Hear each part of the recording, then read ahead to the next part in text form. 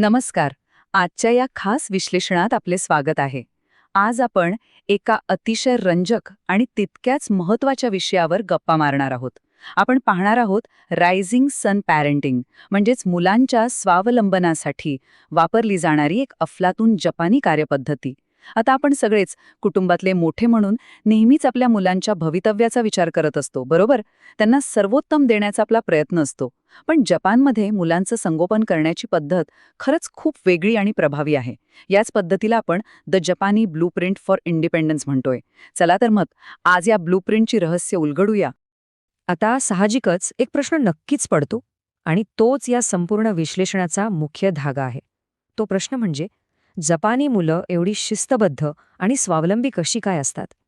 आपण सर्वांनी कधी ना कधी पाहिलं असेल, जपानमधली लहान मुलं किती शांतपणे काम करतात, सार्वजनिक ठिकाणी शिस्तीने वागतात, अगदी स्टेडियममध्ये मॅच संपल्यावर स्वतःचा कचरा स्वतः उचलतात. पण ही शिस्त येते कुठून? हे काही एका रात्रीत घडत नाही.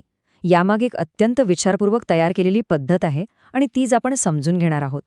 दोन्ही देशांतील सुट्टीच्या दिवसांकडे पाहण्याचा दृष्टिकोन किती वेगळा आहे हे पाहणं खरंच रंजक आहे. आपल्याकडे सुट्टी लागली की चित्र काय असतं? मुलं दिवसभर मोबाईलवर गेम्स खेळतात, नाहीतर तासनतास टीव्ही समोर बसतात. सुट्टी म्हणजे फक्त आराम आणि स्क्रीन टाईम असं एक समीकरणच झालंय. पण जपानमध्ये चित्र अगदी उलट आहे. त्यांच्याकडे सुट्टी म्हणजे नवीन गोष्टी शिकण्याची संधी, लर्निंग. सुट्टी म्हणजे शिस्त पाळण्याचा काळ आणि सर्वात महत्त्वाचं म्हणजे लाईफ स्किल्स, म्हणजेच जीवन कौशल्य आत्मसात करण्याचा काळ. हा दृष्टिकोनातील बदलच त्यांच्या यशाचं बमक आहे. सुट्टीत आपण नकळत मुलांना दिवसभर मोबाईल, टीव्ही आणि रील्समध्ये अडकवून ठेवतो.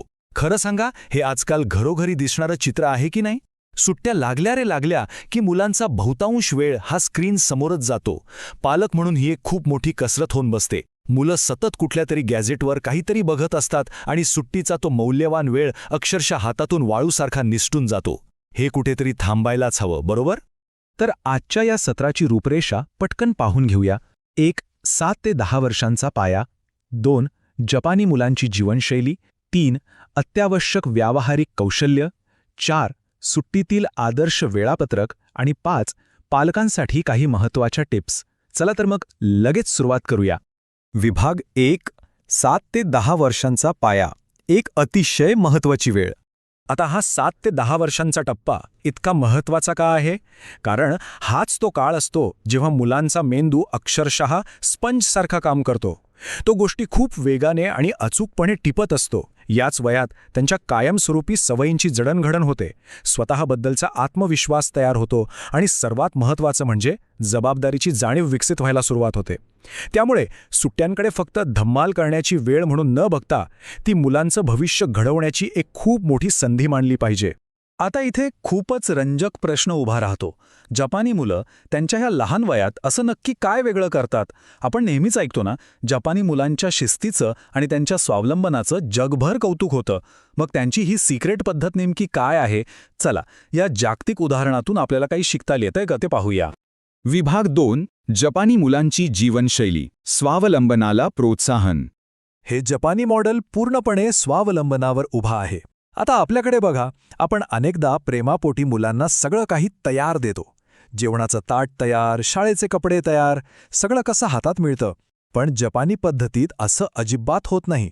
तिथे अगदी 7व्या वर्षापासून मुलांना स्वतःची स्कूल बॅग भरणं, शूज जागेवर ठेवणं आणि स्वतःची रूम साफ करणं अशी कामं आवर्जून दिली जातात. आणि हेच ते रहस्य आहे. ह्याच छोट्या छोट्या सवयींतून त्यांचा आत्मविश्वास अगदी नैसर्गिकरित्या वाढीस लागतो. हा दृष्टिकोन आणखी थोडा जवळून बघूया. तुम्हाला कदाचित आश्चर्य वाटेल, पण तिथे प्राथमिक शाळेतल्या मुलांनाही स्वयंपाक आणि साफसफाईची मूलभूत कौशल्य शिकवली जातात. विचार करा.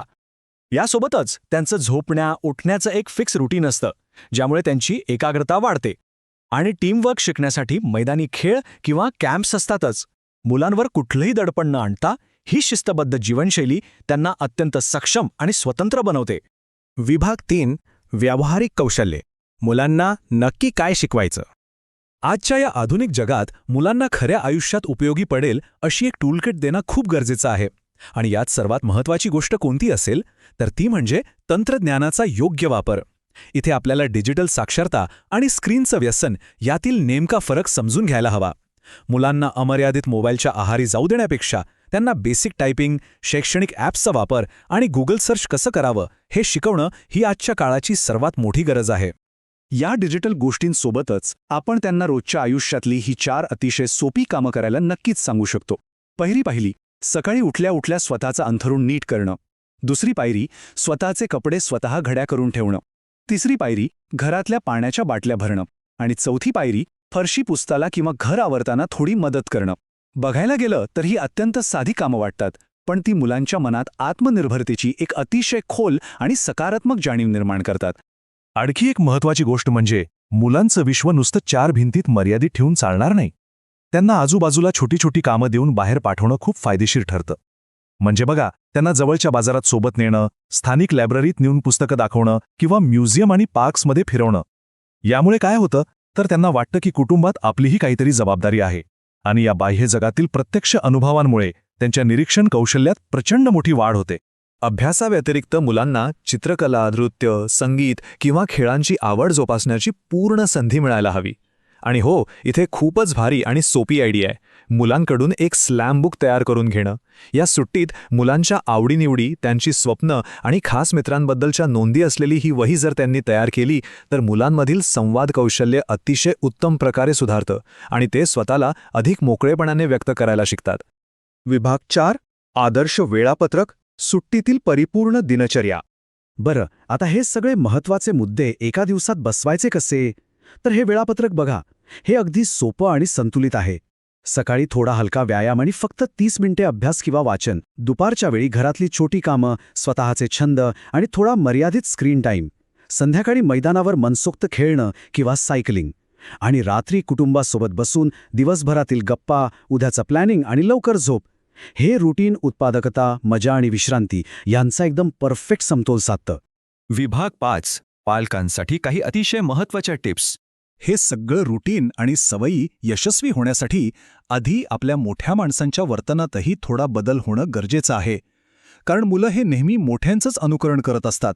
तर आपण काय करायला हवं?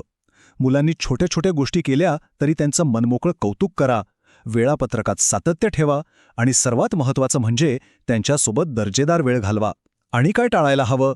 तर त्यांची इतर मुलांशी सतत तुलना करणं टाळा, त्यांच्यावर सतत ओरडणं बंद करा आणि पूर्ण दिवस स्क्रीनसमोर बसण्याची मोकळीक तर अजिबात देऊ नका. लक्षात ठेवा, सतत तुलना करण्यापेक्षा किंवा ओरडण्यापेक्षा कौतुक आणि नियमांमधील सातत्य हे कायमच जास्त परिणामकारक ठरतं. आता जाता जाता या एका महत्त्वाच्या प्रश्नावर नक्की विचार करा. या सुट्ट्या म्हणजे मुलांना फक्त कसे तरी व्यस्त ठेवण्याचा एक तात्पुरता मार्ग आहे की त्यांच्या भविष्यातील स्वावलंबनाचा एक भक्कम पाया रचण्याची ही एक सुवर्णसंधी आहे? आजच्या या विश्लेषणातून मिळालेल्या साध्या पण अतिशय प्रभावी रणनीतींचा वापर करून आपण नक्कीच आपल्या मुलांना अधिक आत्मविश्वासू आणि शिस्तबद्ध बनवू शकतो. मला खात्री आहे की ही माहिती तुम्हाला नक्कीच उपयुक्त ठरेल. चला तर मग पुढील वेळेस अशाच एका नवीन आणि महत्त्वपूर्ण माहितीसह पुन्हा भेटूया.